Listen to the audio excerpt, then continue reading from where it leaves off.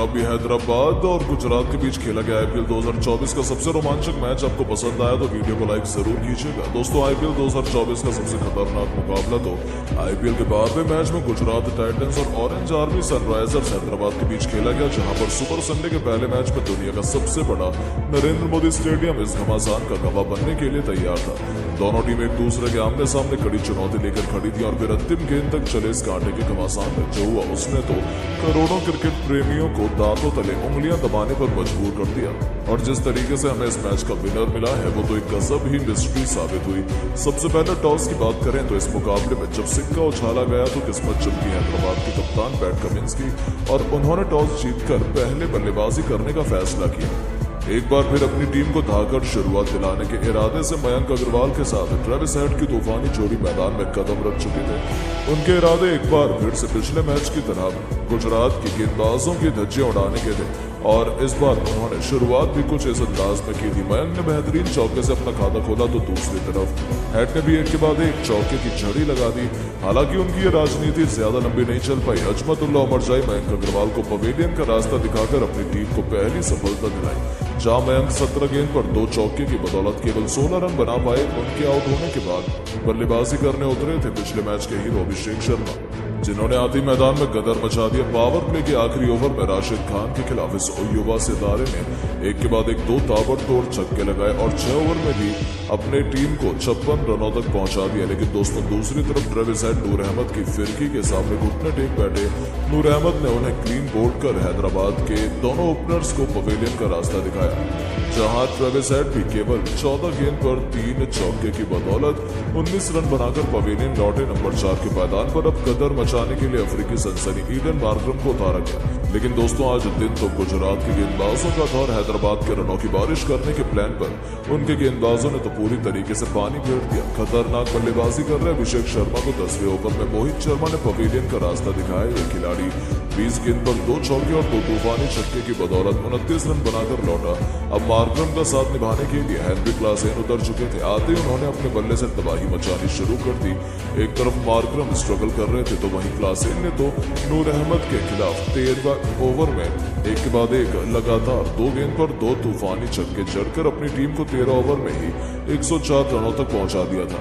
ये खिलाड़ी लाजवाब फॉर्म में लग रहा था, लेकिन दोस्तों वो भी ज्यादा देर तक गुजरात के सामने मोर्चा नहीं खोल पाए। एक बार फिर राशिद करामाती खान ने अपनी फिरकी की मायाजाल में क्लासेन को क्लीन बोल्ड कर हैदराबाद को 440 वोल्ट का झटका दिया। हैदराबाद का टॉप ऑर्डर पूरी तरह से बिखर चुका था। वहीं करीबी में आटा गिरा एडन मार्करम ने उमेश यादव के सामने 19 गेंद पर केवल 17 रन बनाकर ही हार मान बैठे। स्कोर बोर्ड पर केवल 114 रन बने थे और हैदराबाद के 5 बल्लेबाज या कहें उनकी आधी पारी पवेलियन की शोभा बढ़ाने लौट चुकी थी।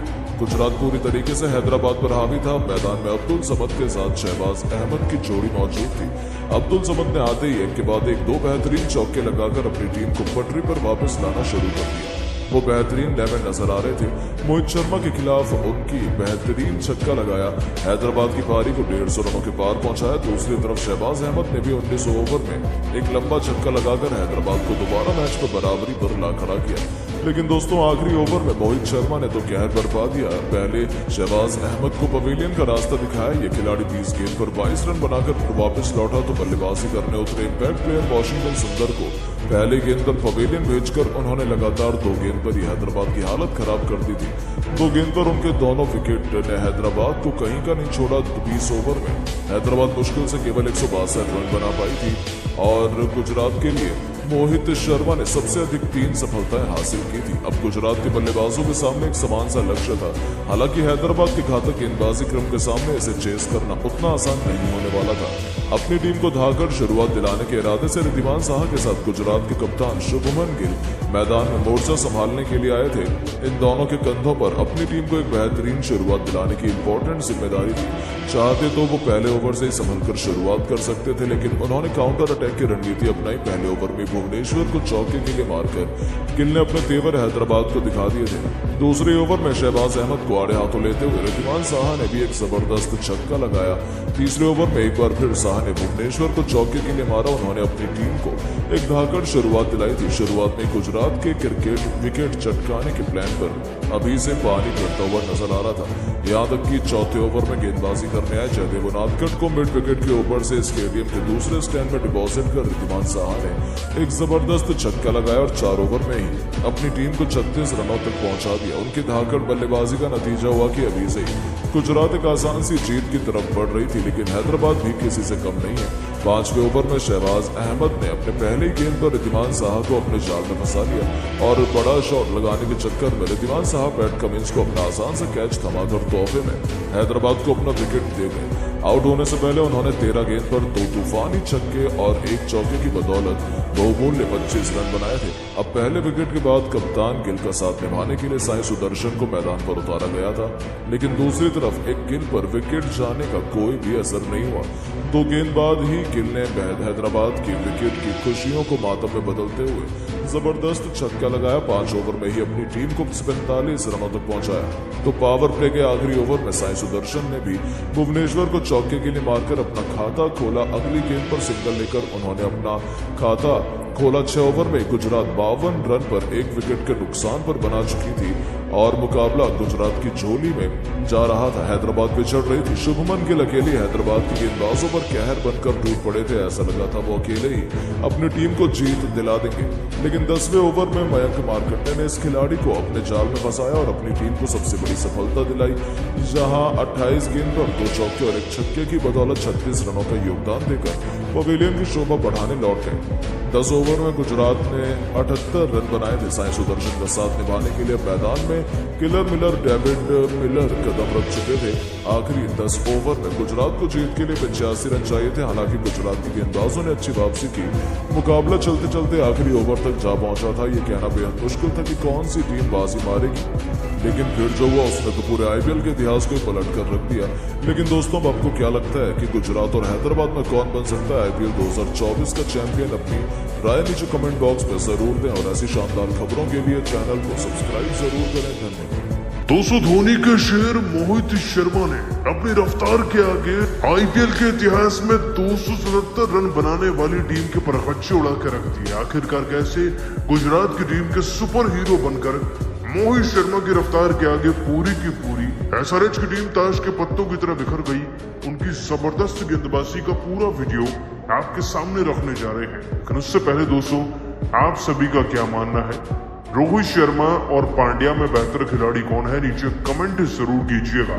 दोस्तों, आईपीएल 2024 का 12वां मुकाबला आज गुजरात टाइटंस और सनराइजर्स हैदराबाद की टीम के बीच में खेला गया। आपको बता दें कि एसआरएच की टीम तो वैसे ही बहुत सारी सुर्खियां बटोर चुकी है अपने पिछले मैच में लगभग 280 रन बनाकर, लेकिन गुजरात के सामने, गिल के सामने इस टीम की एक ना चली। दोस्तों, ये वही नरेंद्र मोदी स्टेडियम है जहां पर 19 नवंबर को पैट कमिंस ने ट्रेविस हेड के साथ मिलकर पूरे भारत देश को चुप कराया था, लेकिन गिल ने लगता है सबका बदला ले लिया। और कहना पड़ेगा, क्या उम्दा कप्तानी, क्या उम्दा गेंदबाजी का सिलेक्शन इस कप्तान का है। युवा कप्तान शुभमन गिल दोस्तों इस सीजन में अपना 3रा मैच खेल रहे हैं और शुभमन गिल इस मैच में टॉस जीत नहीं पाए थे, लेकिन गेंदबाजी जब मिली गुजरात को तो वो तैयार लग रहे थे, क्योंकि अर्ली विकेट्स मिलने में ज्यादा वक्त लगा नहीं। हालांकि दोस्तों, 7वें ओवर तक जब मयंक अग्रवाल और ट्रेविस हेड आउट हुए तब तक 60 रन बन चुके थे। मतलब कि एक अच्छी खासी शुरुआत पावर प्ले में थी इस टीम के पास, लेकिन फिर मोहित शर्मा ने पूरे गेम को चेंज कर दिया अभिषेक शर्मा का विकेट लेकर।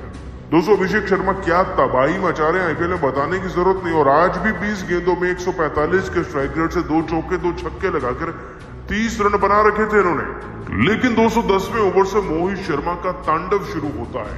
आपको बताया दोस्तों कि 10वें ओवर में इस खिलाड़ी को टारगेट करते हुए, एक स्लोअर गेंद का इस्तेमाल करते हुए वो अभिषेक शर्मा को टैप करते हैं और वो ट्रैप हो भी जाते हैं। दोस्तों, आपको बता दें कि अभिषेक शर्मा एक बिना सोच समझा शॉट खेलते हैं, जिसके बाद गेंद गिल के हाथों में जाती है और वो 29 रन पर कैच आउट हो जाते हैं।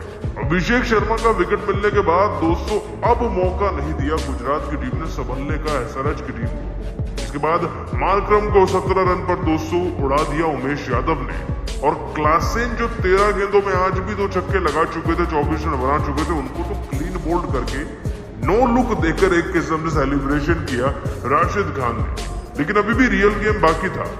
दो खिलाड़ी वाशिंगटन सुंदर और शाहबाज अहमद बड़ा काम कर सकते थे जाते जाते मैदान से बाहर, और वो एक्स्ट्रा 20 से 30 रन ले आते जो इस टीम को 160 से उठाकर 190 पर पहुंचा देती। लेकिन अभिषेक शर्मा 200 चतुर और चालाक निकले। उन्होंने एक ही ओवर में दोनों की गेम बजा कर रख दी। हम 20वें ओवर की बात कर रहे हैं जहां सबसे ज्यादा रन पड़ते हैं अक्सर तौर पर। दोस्तों आपको बता दें कि उन्होंने सबसे पहले शाहबाज अहमद को आउट किया जो 20 गेंदों में 22 रन बना चुके थे। एक और साइड स्टंप को टारगेट करते हुए 200 शाहबाज अहमद को उन्होंने शॉट लगाने का लालच दिया और वो राहुल तेवातिया के द्वारा कैच आउट हो गए। इसके बाद वाशिंगटन सुंदर को 0 पर अगली गेंद पर 200 कैच आउट करा दिया था राशिद के हाथों मोहित शर्मा ने। इतना नहीं, इनफैक्ट जाते जाते 14 गेंदों में 29 रन बनाने वाले अब्दुल समद तक को वो रन आउट करा गए। मतलब कि मोहित शर्मा ने एक मैजिशियन का रोल इस मैच में प्ले किया है, और वो कंट्रोल जो गेंदबाज को बल्लेबाजों पर बनाकर रखना होता है ना, वो तो वो धोनी से पहले से ही सीख कर आए। और कहना पड़ेगा कि धोनी के चेले ने आज 280 बनाने वाली टीम की बोलती बंद करके रख दी। वैसे दोस्तों मोहित शर्मा के नाम 3 विकेट रहे, और आप इनकी ताबड़तोड़ गेंदबाजी को 10 में से कितने नंबर देंगे आज नीचे कमेंट कीजिएगा और सब्सक्राइब कीजिए हमारे चैनल को। धन्यवाद।